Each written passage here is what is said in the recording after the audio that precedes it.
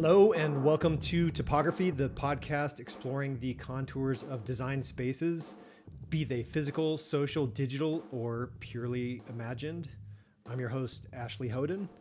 Today I'm speaking with Lisa Dale Norton, who is the author of two books, the first of which is The Hawk Flies Above, A Journey to the Heart of the Sandhills, which involved a return to her home state of Nebraska and intertwined a story of personal healing and a call for environmental healing in a work that blends personal narrative and nature writing. Her second book, Shimmering Images, a handy little guide to writing memoir, is a personal favorite of mine, and the process she conveys in its pages is brilliant. I've found it to be hugely valuable in my own writing, and I use it frequently. Lisa started writing at a very young age, and when it came time to go to college, she moved from Nebraska to Portland, Oregon to attend Reed College, where she received a bachelor's in arts. She then moved to Iowa to attend the University of Iowa, where she received her master's in arts. At the time, there were no nonfiction literature courses. You either went into fiction writing, poetry, or you attended the journalism program. So she created her own nonfiction literature course in narrative nonfiction and memoir. And Lisa's thesis, One Horse Town, which centered around the One Horse Saloon near her hometown in Nebraska, was a work of literary journalism that became the provenance for Hawk Flies Above. She taught at Augustana College and UCLA and is a contributor to the Huffington Post. She's a speaker, editor, and avid traveler, and I thoroughly enjoyed our conversation, and I hope you do too. I was finding my voice in this new form of writing that was, I remember what you were saying. We were also talking about how that form was really very new then. Yes. And when I was interested in it, there weren't even programs for narrative nonfiction. The creative writing programs at universities were simply fiction and poetry. And if you wanted to study, how dare you go outside the bounds of these two preeminent forms, there really was no way to study it. So I was in the journalism program and I devised I was stubborn and I knew what I wanted to do. And I had a couple of professors, wonderful professors, who were willing to go to bat for me so that I could do something outside the box. And that outside the box was to create a literary work in the journalism program for my degree. And I was lucky that I was at University of Iowa, because Iowa has a long tradition since the 1930s of deciding that that university would accept creative work as a way to graduate. And it was one of the first university in the United States of America who actually did that. That's how they did it in the art department, and then it transferred over into the literary department. And so it was pretty common for the various departments at the University of Iowa to be open to creative work. And I created a project that, I don't know if you read that book. Did you read Hawk Flies Above? I have not, no. It's okay. It's okay. But part of the story revolves around this place in the Sandhills of Nebraska called the Hungry Horse Saloon. And it was this iconic good time saloon. And it was in a little town that I had always known about. And we had a family cabin there for many years. And so I decided that my journalism project would be a reportage project about the Hungry Horse Saloon. Oh. And then I wrote it and I submitted it and it was approved and I got the degree. And then later it morphed. It became more. I took that idea of the Hungry Horse Saloon and the Sandhills, and it morphed into Hawk Flies Above, where I combined a larger interest in natural history writing and that reportage about this dying area of ranch land and the American West and brought them together. So it began with that first project. That I love that idea.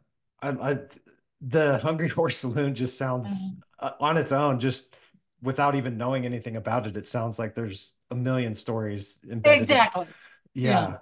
What a and that's interesting how it morphed, how you took, the what you had started and morphed it into a bigger project that Yeah. Yeah. I just, again, it was that I think like anyone who's passionate about some new art form, you just start playing with it. And I was playing with this form of narrative nonfiction, and that's what happened. It became that. how did you how did your interest in that come about, blossom, particularly with it being such Oh, a like where you had to chart your own course to be able to do it even? gosh, that's a good question. Just um, I don't innate? know. Is I loved personal stories, and I loved the Sandhills. Oh, and I think I am naturally drawn to complexity in storytelling. And so I was fascinated with the possibility of attempting, as a young writer and new writer, to bring together two very different thematic lines and to make them work. And I find that I'm still doing that in the book that I'm working on now. It's quite complex, but I'm fascinated with that ability to bring stories from what appear to be divergent thematic lines and show through story that they actually are related. And I think that goes to my whole notion that I don't think we can have any story that's part of our lives that isn't somehow part of a whole. yes. I think there's an element of that that's just true about life and everything, period. Yeah, it has to link together somehow. So how do you make it link and still tell a good story? And make it plausible and all of those variables that you have to adhere to in a work, whether it's narrative nonfiction or fiction. Um, and that complexity of creation was interesting to me. So I just kept trying to make it work. Do you have an example of that? How you tied two storylines together? Well, yes, I guess I can do with Hawk Flies Above. Um, I was the story, the personal story turned out to be about healing. That's a typical, problem solution. You're healing something. And so I go back to the Sandhills and I'm trying to sort out my life. And that's a journey of healing. And I discovered in researching the natural history of the Sandhills that there are lots of really difficult and messy environmental problems specifically associated with farming. And as I researched that more and more, I realized that the land itself needed healing. And so that parallel became a way for me to merge the two stories. Obviously, they're two different stories, but there are metaphors and synchronicities and parallels that can be played with to make that come together. Oh, that's such a good example.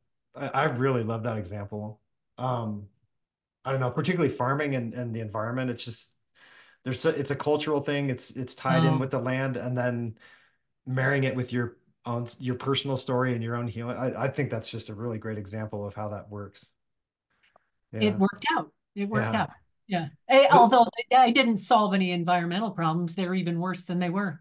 uh, It's fascinating to, but you know that. Yeah.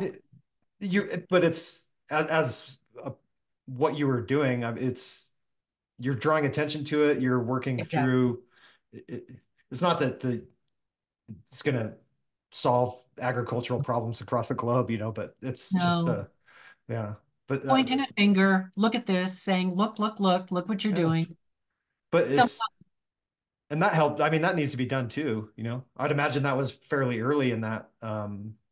it was. I don't think, well, it's in the state of Nebraska, which is a very conservative state, and it's very rural primarily, and it's very tied to beef production, both ranching and then the raising of corn. So they don't want to think about things like this. This is the bulk of their state income.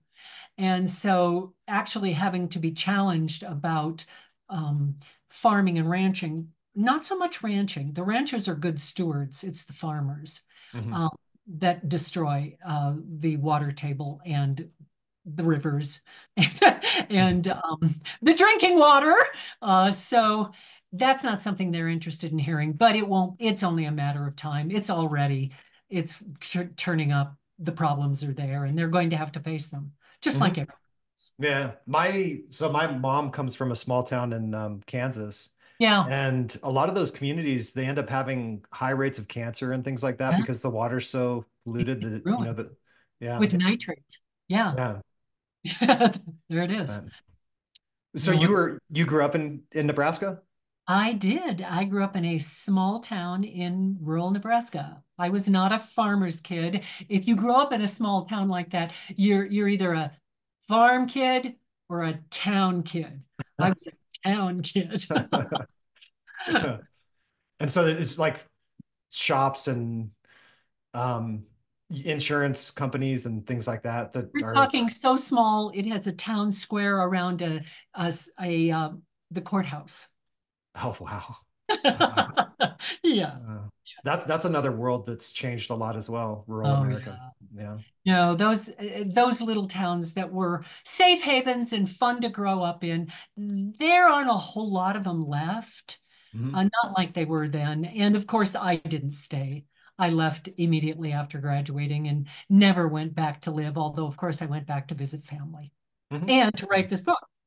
Oh yeah. Yeah, I bet that was a very emotional and um I don't know, penetrating kind of trip back to return home specifically to sort of work through things that were there Oh and yeah. see it anew and Yeah. yeah, I bring the think memories to life.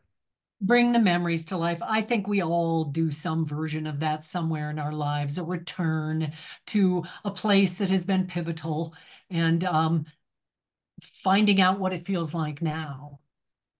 How do you, And oh, go go ahead. ahead. Sorry. I was going to change subject, but I was going to ask Yeah, yeah, please, please. how, how do you see the line between nonfiction and fiction? Well, um, that's been an ongoing dilemma for me because I don't see the lines very clearly. And I used, I used to be told that the lines were very firm.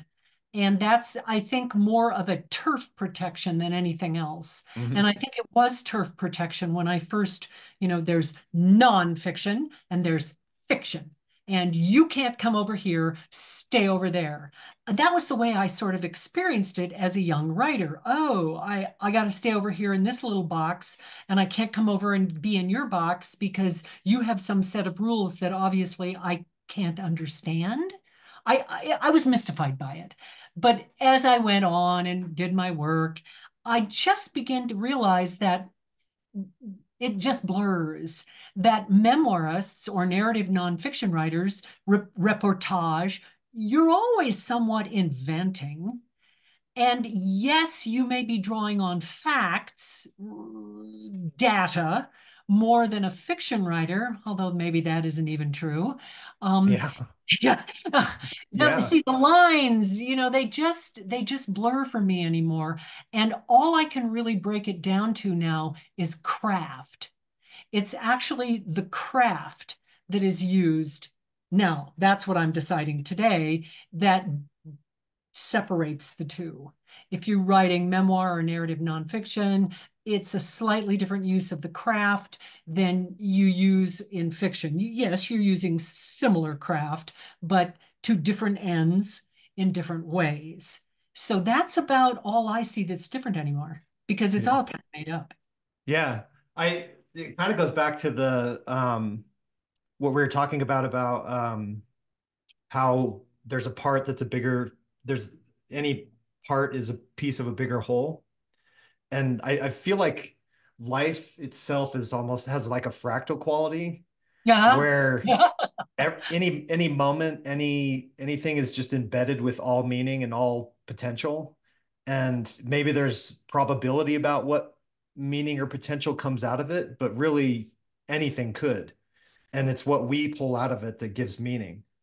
That links to that idea that we were talking about of, something comes. I say, through the channel, it just comes down. And I think things are given to us because they fit. They fit in with an idea. They fit in with a complex something you're trying to figure out about your life and art and make things fit together. And you're given a piece. Oh, look, this piece helps. This piece helps. I'm trying to make this many faceted picture come together and make sense.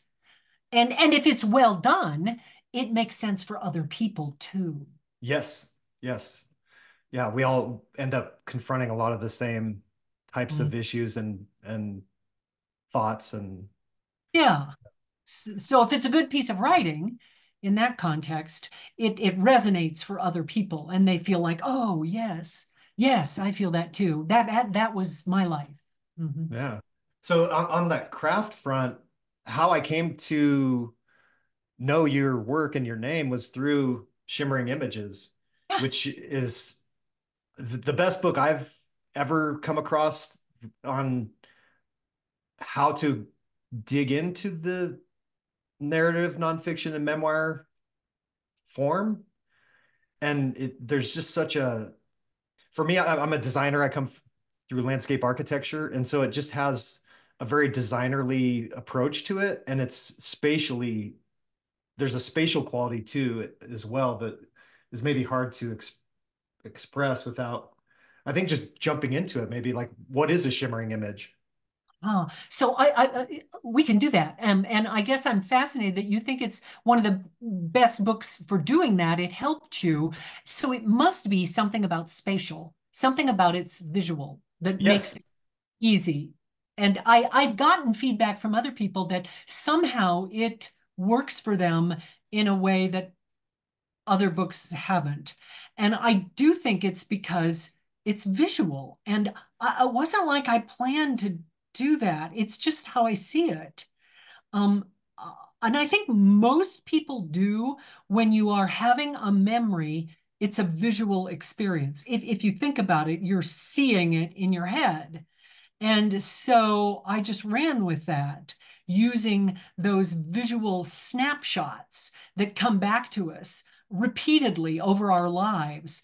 And my experience was that if I have one or two that come back a lot, I'm always, oh, there's that little clip of that movie, clip. And if it comes back a lot, I wondered why. And what I determined was that there was some energy in it that was calling me and, and asking me to look at it. And so I decided that if those memories that call to us are, if we just slow down and just don't look at it as, oh, there's that clip again. Oh, there's that memory of Aunt Susie. If you actually stop and think about it and enter the visual space of the memory, there's this whole world there of story waiting to be expressed. completely. So there's a visual quality to the memory even. You remember where you were at, Yeah. the setting, the Is that how it worked for you? when I remember when I those memories that stick out for me, Yeah, it's always about it's almost like a camera over my head thinking exactly. about the Exactly. place and the people I'm with. And it's Yeah, almost not even from my own viewpoint in that, like as being a little kid looking up at my parents or something. It's almost like an overview. exactly. And you're in Yeah. it Yes. and you're experiencing it. And of course, once you're back in that camera view, you then have access to emotions, um, even more nuanced memories, all sorts of details. So I just see shimmering images as this doorway into all this memory that then you have to decide which of those pieces, because there's a whole lot there, you're going to end up using. But it is then the access point to a structure for a story. And so the concept of shimmering images is that are those moments Yeah, that stand exactly. out. And then Exactly. you mark like you kind of just okay, write that down. When I was riding my Exactly. bike and just that's it. You can just sit and let that be and you have your shimmering image and you start cataloging whichever ones come to mind as your There are many, many different ways to use them ultimately. I mean, there's just a wealth of them that will always be there. And I think that you talked to me about or you mentioned in an email about the mountaintop exercise, which is part of that book. And for me, it was just a way to visualize, get a person up onto a mountaintop theoretically, and you're looking down into this valley and you're imagining your life as a river flowing in the valley. And along it, you're imagining key moments that have happened in your life. And if you then visualize that from a distance, you can begin to collect them. Well, that can go on and on. You can collect so many memories that you spend the rest of your life collecting the memories. The question then becomes, what is the story I want to tell? And which of those memories are pertinent to that housing, that story, that structure? And that's a place where some people can kind of get stuck because it's really fun capturing all those memories. But ultimately, if you want to write a book, you do have to cull. Mhm. And you have to have an idea around which you can focus those culled images. And then the images can be lined up. This is very simplistic, Mhm. lined up and turned into a narrative, and there's always pieces missing, so then you fill in the blanks, basically. That's a gross simplification, but that's kind of how it works. Yeah, that so that also is how it relates a lot to the design process. Yeah, tell me about that. So it's not a linear thing where you go from, let's say, like you initiate a concept and then you kind of flesh it out a little bit more and then at some point you have a more detailed plan and then you move on and for And it's all construction, very straightforward. yeah. Okay. You maybe start with an idea and you start fleshing it out and then you see that there's other factors at play, particularly with architecture, it's Uh-huh. it's it's spatial, so you're looking at what is physically around and how it's tying in physically to a space. Uh-huh. And so you may see, oh, there's this thing over here, and I need to go back and rethink this. And so Yes. you kind of Yeah. go forward and back. Yeah, yeah, And yeah, yeah. I think you have to, as a creative artist, and obviously you do that as an architecture person, you have to be willing to not be linear. yes. And that can be, but then as a writer, writing is linear. Yeah. So you have to be able to do both. One is this sort of brainstorming all these possibilities for ideas and shapes and where are they going to focus, or what are all these memories going to focus around? What's the hub? That's kind of a brainstorming, very holistic, all over the place experience. And then you have to shift into a place of narrative, which is A to B to C to D, even if it's a complex structure and it bounces, it still has to go forward. It still has to aim for a completion at the end of Mhm. the narrative. And so the mountaintop is a way of sort of getting an overview, looking at the different moments that you've documented as shimmering images and seeing sort of a flow between them and how there's a turning point between them potentially. Am I? Yes. And I think that mountaintop exercise, as I recall, it's been a while, but it asks the writer to choose major events. I probably didn't phrase it that way, but things after which everything was different, Yes. where your life changed. And then, if you select even just one of those, inside that are hundreds of shimmering images. So it's almost like hypertext, the events after which your life was never the same are a particular kind of shimmering image, but underneath that are all these other little shimmering images, little tiny stories and memories and things and people and places and details. That can become an entire story, just one. And then there's another place in your life where everything changed. And you could take just that and open it up and really look at that. And that's a whole nother story. And then you're creating a link between these different moments. You could, or you might not. Maybe you just tell Ah, one. You oh, could. wow. Yeah, that's a good point. So, and if we're being really hardcore about form, if you created a link between all of them, you might be called writing an autobiography because you're telling a whole life up till Yes. now. And a memoir usually is thought of as something like a shorter space of time, a snapshot, maybe a year in your life, a month, a week, depending on how complex it was. So if you tell all of them, you're leaning more toward an autobiographical story, and there's nothing wrong with that. It's Yeah, just a, yeah. Wow. So I've done that actually. I actually was working on something that was autobiographical, and yeah. I put it together. Well, so I've had this, I don't know, for 20 some years. In my early 20s, I came across a book that spoke of it's Pythagorean Oh, numerology. yeah. Tell me about that. Go Yeah. on. Yeah. So I think the author was Dan Millman. I don't necessarily even need to believe it, you know? It was just more of something that I came across and kind of kept in Interesting. mind. Yeah. And so it's based on when you're born, your birth date, and that sort of sets your point in time. And his claim is that there's these 9 year cycles in your life.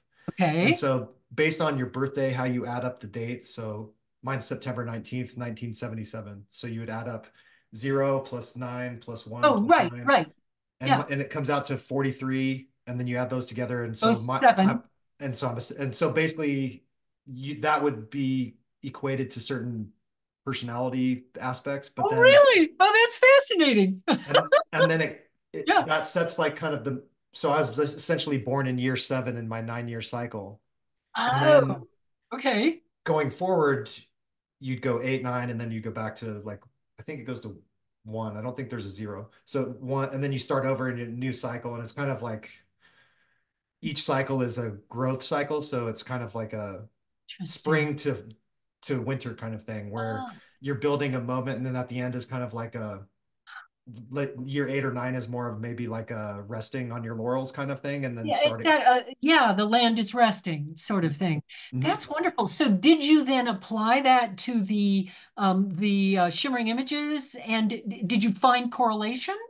I did, yes. And so again, spatially, I took my design trace paper and markers and all the stuff I use for work and rolled out like a 8 foot long, I I love don't this. know, 2 feet wide roll of trace, and just Yeah, yeah, put the years down one axis, and then did sort of like a sine curve, but folded on each other. oh So yeah, okay, okay. so that the years would kind of line up, Yeah. and you could see like the first part coming back to the second part, and then I had already, this was after I had already done, I don't know how many shimmering images and mountaintop moments, Right, like sure. You it had was, lots of material. and then just mapped them out with Oh, that the 9 year grid to see yes. if there were alignment between the big moments and Uh-huh. like where I stood in those cycles, Uh-huh. and kind of found that they landed on the shoulders. The big turning points were kind of not necessarily like year 1 or year 9, but let's say like year 3 and 6. But there was some sort of repeated pattern. Yes. Yeah, Oh, that's there was something about it. But huh. I'm curious also because I've just recently read more about 7 year cycles, which Yeah. are more like defined at birth. Like your first 7 years are kind of like Right. unstructured play, and it's more about like I think body, kind of being in your body, and then the Sure. next 7 years are maybe more. I'm getting it wrong about what the each 7 years kind of equate to, but particularly like the first 3 7 year cycles are very important to your development and your charting your way in life. Um, but I don't know much about what it means other than that. So it would be interesting to put that on Yeah, there yeah, too, yeah. like overlap the two and have the 9 year and the 7 year and see if there's anything there. But So, are you looking for patterns? that was more out of curiosity, just because I've always kept my, I don't live by it, but I always just every now and again, like I think every birth year I add it up just to see where I'm at and see if it lied. Where you But are. it's funny. I quit work a couple times to go, like one time to go backpacking in my 20s, and it was Uh, like year 9, and I was that's great. completely compelled. Like it wasn't. I don't even know why I did some of this stuff because it was just. You just had to. Yeah, I was 20. I was setting off on this career, and it's like either I do this for the next 40 years, or and just that's my life, or I go and see some things and like do other things while I can. Uh-huh. and and I've noted, and then again, I did it again later, and it was also, I think that was more toward, I was gone for a longer period of time, and I think that was like 7, 8, 9, somewhere around that period. Uh-huh. Uh-huh. Um, so I've noticed through the years that there's some weird correlation with it. So I've watched, but I don't Uh-huh. really. This is where when I was saying hold ideas lightly, it's not that I need to believe it. It's just curious. It's curious. Yeah, Another piece to consider. yeah, Yeah, as I'm listening to you, it's a wonderful. I see this whole book project developing around this sense of patterns and shimmering images. I think it's a wonderful concept. It's a holder. It's yeah, like a structure, and that's I'm always looking for structure in how we can take these disparate pieces that are our lives, and they have to fit because they're our lives. And part of staying sane is making them fit and making yeah. sense out of them. And so this idea of repeated numerical patterns of going out and then being more internal or keeping a job or leaving, I like that notion that it represents this ongoing pattern of how we grow. That Mhm. sounds like something to play with. Yeah. It's sitting here, and I'm not necessarily writing. I'm not sitting down and writing every day, and I've barely written much in the past month or two. But I'm not seeing. It's more of for me. It's something I'm doing for me, and I was started it as a kind of soul searching kind of thing. Making sense Yeah. of pulling meaning. But yeah, th so I came across your book from, I'm not a trained writer. I haven't taken any courses other than a few years ago. I took an extension course out of Berkeley, and the Mm, professor used your book for the mm, course. And so I had that in the back of my mind. It was mm. just, I had done some other writing for that course that may actually tie in. Um, so it was just a tool and that was there. And when I had the idea of going back to it again here recently, I think it was in the past year, I was like, oh, I'll pull that out and go back and really do it like the proper way. Proper Um, way. because in the course, it was more of that. It was more of what you were saying before. Like you take a mountaintop and all there's hundreds of shimmering images in there, and then you just explore one small thing for an assignment. Exactly. Oh, and it just keeps opening up, and you remember more and more and more. And then you're overwhelmed, of course, with stories. Yeah, I'll be, I don't know, swimming or just walking or doing something, and new ones will come and I'll put it in my phone. And Yeah, um, yeah, yeah, yeah. how did you, the ideas come to you to put, like, to craft, to put that together, like the concept of shimmering images and this whole process, like, because it's very I, comprehensive and interesting. I was teaching a class for UCLA, and I translated into the class syllabus a process that I used and then refine. I taught it for years. And then over time, it got more and more refined as people responded to it.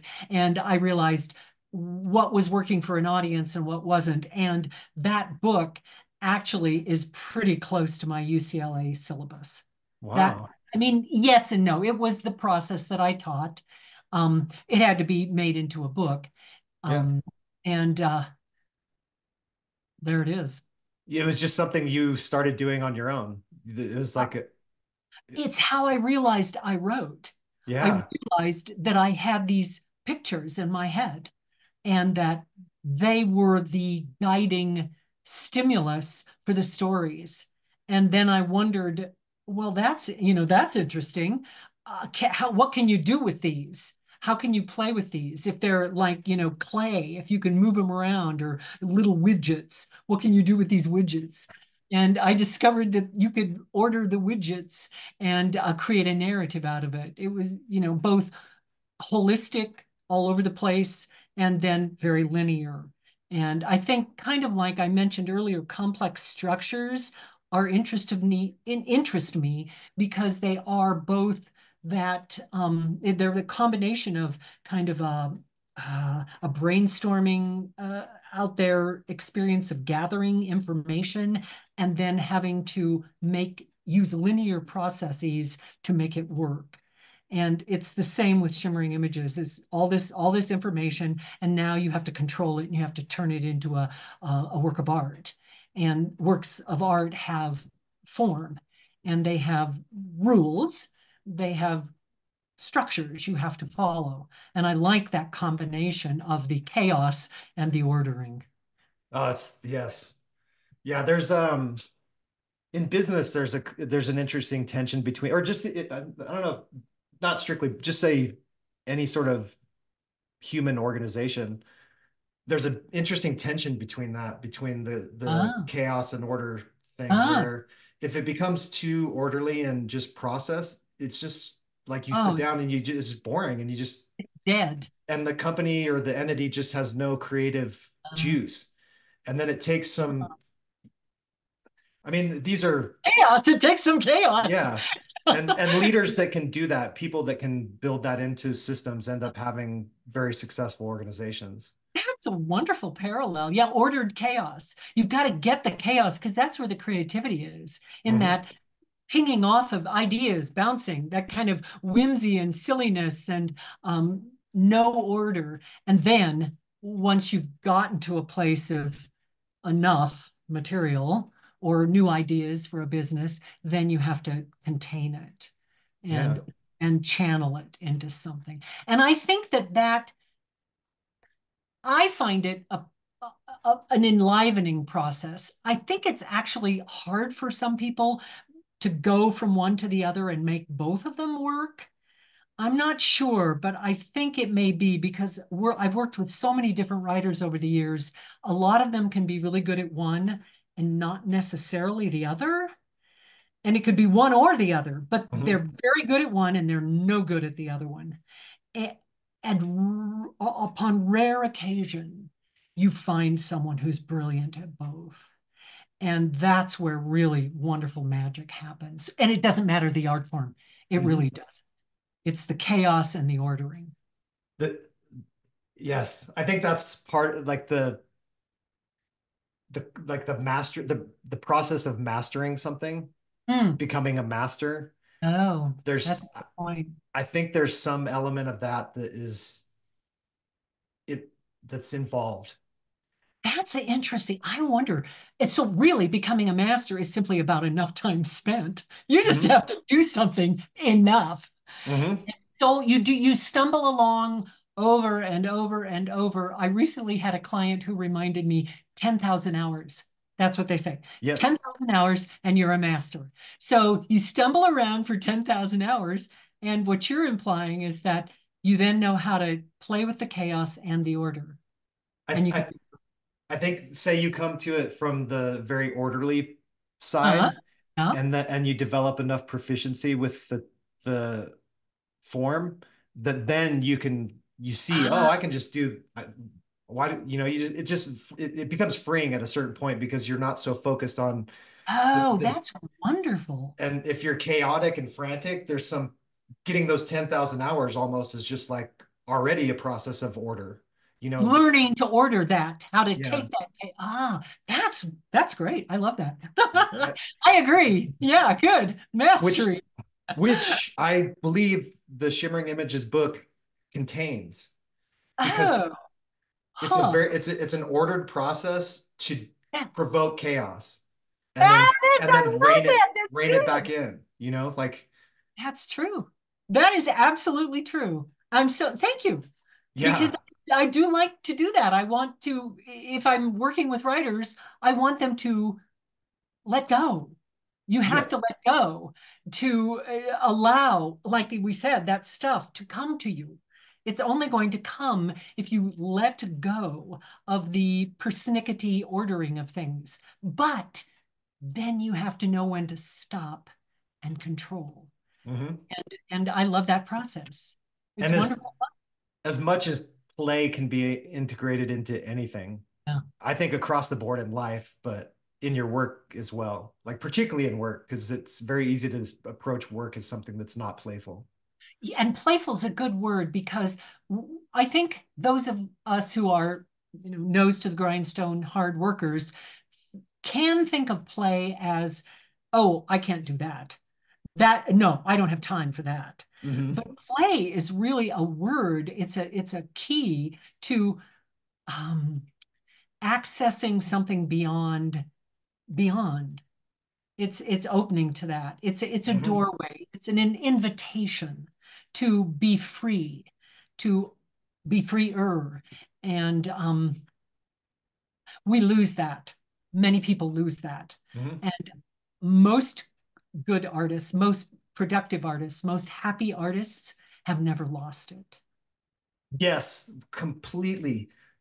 Oh, yes. Right now I'm very interested in Rick Rubin's work because he Oh, I has don't a know this. Tell me. he is just such a unique character, but so back in the 80s he's from New York and he started Def Jam Records with Russell Simmons, and Okay. he's a white Jewish guy that has wild hair that he never cuts, Yeah. and he was just fascinated with the hip hop scene that was emerging in New York. And Okay. from there, he moved on to becoming just like a master record producer. Ah, He doesn't touch the equipment. He so he's produced like Adele, he's produced Red oh, Hot Chili Peppers, like all the people you could, I mean, the top talent. He's the guy that everybody wants to get. wow. And he walks around barefoot, doesn't cut his hair, doesn't shave, and he is just such a brilliant, like soft-spoken person filled with wisdom. He just wrote a book about creativity. I think it's called The Creative Act that I'm reading Yeah, I gotta now. write this down. You will absolutely love this book. Wow. I'm maybe a quarter of the way through it and I can't get enough of it. It's so insightful and it's very So, much in line with your work. oh, how interesting. And he has Um, a podcast too that's very interesting. so if he doesn't mess with the recording equipment, he must be eliciting from those artists the best work. That's He's a his. director. He doesn't even have to like it. Oh, He won't say he I doesn't love like it, that. but I mean, he's gone from like death metal to hip hop to Adele. I mean, obviously he's probably done people he doesn't, produce music that he doesn't love, but Yeah. all he is doing is trying to get people Uh, to pour it out as best they can, to he's a get the master best of the out. process. Yeah, he knows how to get it out of them. Yes. Oh, wow. Yeah, It, I and love that. That's wonderful. I got to write this all down. Okay. Yeah, I have to look him up because that is exactly it's exactly the same kind of thing. And it is the shimmering images process. It's chaos and order and trying to get whoever the writer is to access whatever he or she has there available. And Mhm. then the gifts that will be given. Yeah. And it just seems like for me and talking with you and reading the book that you have done similarly, like honed in on what is innately your gift in the world and then delivered it. Ah, I guess so. I I hadn't thought mean, of it. the impact of that book on me was huge. And Yeah. I think that's part of it is that when you kind of bring what you have to the table, it touches people. Yeah, I love to hear that. Thank you. It pleases me so much. And it has over the years. I'll get little emails from people who say something, they found the book and it has meant a lot to them, or they're writing because of it. And I just feel thankful, grateful. It's like, wow, how cool. I had Yes. no idea. It's like I just put down something that I do and other people seem to like, and wow, there it went off into the world. I think that's kind of how it works when you're in that vein, when you're listening and putting it out. Like, Yeah. just this is me and this is what I do. And listening. Listening's a key word. Mhm. Listening. Listening both inside oneself, but listening, it's it's like when you're searching for the right word, or you're searching, for example, in the book I'm working on now, searching for a complex connection between things that are not connected, but you know that they are connected. And so then you listen, and then you get it. It comes, the connection, there's a thread. And if you follow the thread, you find the answer. So it is about listening And trusting that and there's an element trusting. of trust Yeah, there because totally, totally. you have faith that if I listen and I'm in tune and I'm aligned correctly, it comes. And that's such a wonderful place to be. You've really brought us to this wonderful place of listening and trusting and thankfulness, because that, for me, it's so ingrained now with my own work that I hardly even think about the fact that I'm doing it. But that's why writing feels so good to me. It's like this daily process of listening, receiving, being thankful, creating. What more could you want? I was gonna say the exact same. I mean, it's like describing the dream, Like what more could you want to do with your day, Yeah, yeah. And then you got to stop and you got to go do that stuff out there in the world. It isn't about Yeah. listening or receiving or it. So you have these moments of creativity where that process can happen. And thank God for that. Yeah, yeah. This actually, when we talked on the phone prior to this, Yes. this is getting to a thing that I want to make sure that we Oh, cover, oh, which is okay. about AI. Oh, yeah. Because, Okay. You're going to have to lead because I know so little. well, the idea that now, we're going to have these computers telling our stories for us and Oh, making our yeah. movies for us. I and it also ties in with the concept or the notion that there's this divide between literature and memoir and nonfiction, and that Oh, sort of memoir and nonfiction is this sort of stepchild to literary, exactly. and the Good word. writers are like the inferiors to the. I think going forward, the human experience is going to be increasingly valued, and it's a lot of that too, the trust and like all these things that are very human and about what it is to be kind of like a human in the world and bringing what you have to the world. I think that there's going to be a huge value on real human stories.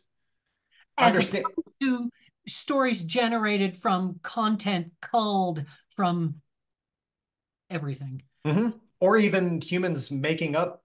But I mean, this starts to get into the divide between nonfiction and fiction that I don't think necessarily exists. I agree with you, but I think stories that are actually related to things that people did, where it's like there was a person who walked on the earth and did that thing, even though you could pull a million different meanings out of it, just the tangible fact of that is going to increase the value of real human stories. Oh, there's so much to look at in that. First is the idea of factual, something factually happening, what I would, the truth of it, facts. Mhm. Um, and then there's this whole idea of, I want to say to you, how can we make that be a reality? Because it saddens me to think that human stories, the things we actually have done in the world, will be of less importance. I would like to be part of a movement. If you're starting one, I'm joining. To place the emphasis, and I don't know how to do it, on original material from real human beings straight to the artwork rather than somehow AI'd into a robot voice. I don't know how it happens. Yeah. I do know this. I was trying to work on my website the other day.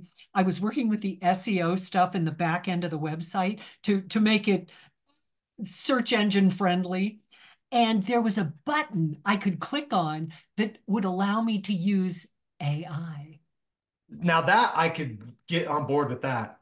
Could you? I just I thought, no way, I can figure this out. I'm doing this myself, but I I didn't do it. the reason I say that is because I find that stuff to be so hard to Oh, understand. it Like is. I don't know what the internet wants me to put on my website for people to find it. Yeah, it's awful. It's mystifying. I'll take all the help I can get in that regard. So if it's a computer or whatever, and I can just hit the button and it knows way better than me all the Well, terms and search things, like, because that's almost just like a game. Like, how is yeah, it Google is. structured today? And how is it going to be structured tomorrow? And Oh, yeah. I spent yeah. hours. You change one little word, and then all these other things are wrong.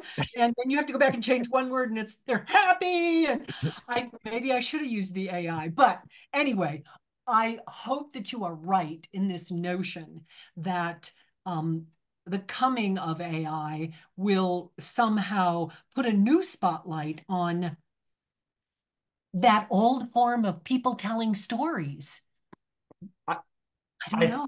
I think there will be a value in it.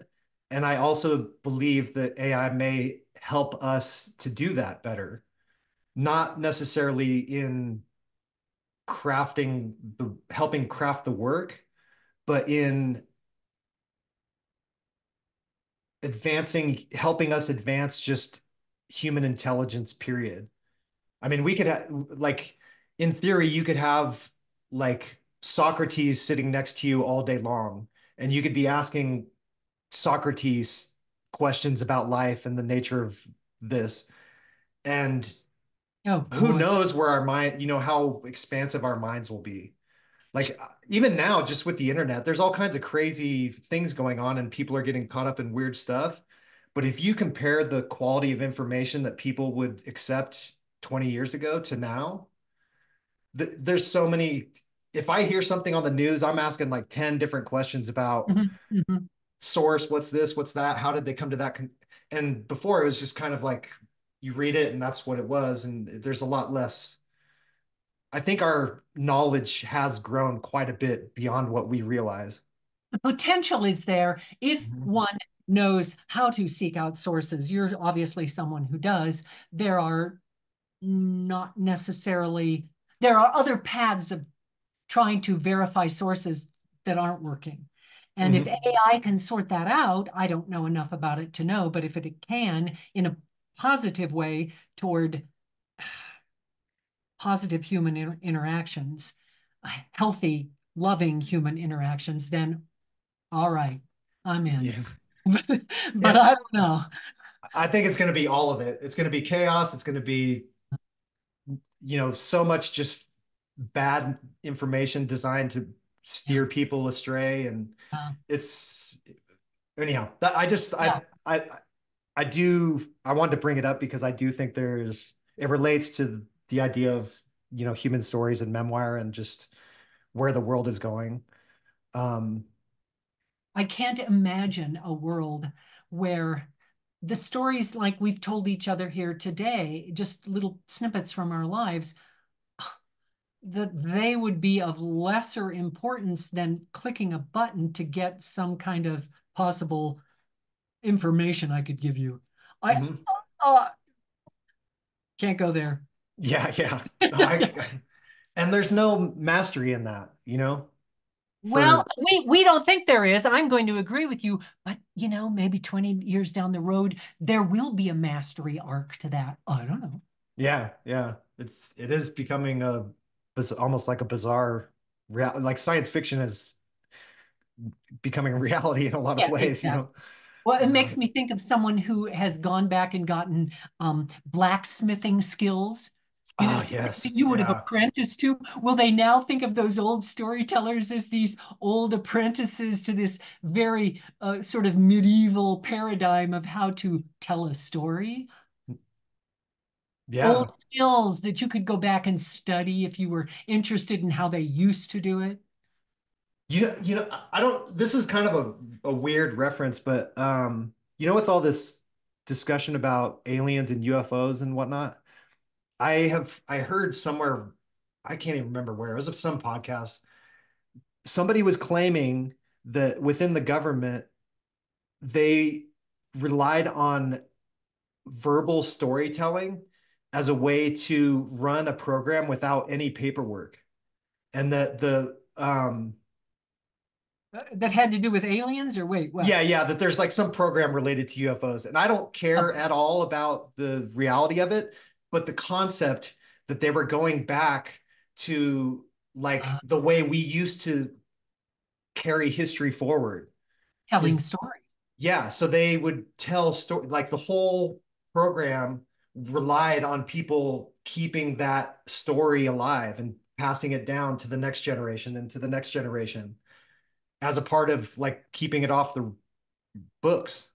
Well, you're just basically talking about the power of stories. I mean, Yes. what we've been doing from the beginning of time, passing on stories. What is history? A Hmm. bunch of passed on stories that some of which are rooted in facts that we can track down, and some of which are not. They're just myths, but they believe them just as firmly as we believe what we believe today. And they have, in many ways, been passed on by word of mouth Hmm. or Yeah. a book, which is word of mouth.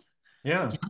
So, I mean, in one of the most technologically advanced governments or agencies in the world, relying on the oldest methods around and having it function and like there's validity. It's not dead. Like, Or wherever you got that piece of information, it was made up yeah, and I it's mean, a story. It exactly. just I mean, adds to the story. exactly. I just love the idea of it, and that I Yeah. hope that there's elements of that that going forward, Yes. there are people who are telling stories and transmitting stories and handing it down, and there's this the human fingerprint doesn't get Uh, washed away, you yeah, that's know? well put. Very well put. And I do get your point that that idea of the story being shared again and again and again was the root of that program or that governmental agency or whatever. But the human fingerprint, that's lovely, and you don't want it to be washed away. And I agree with you completely. Let us Yeah. hope that Yeah, real yeah. human stories do not lose their validity. I completely agree.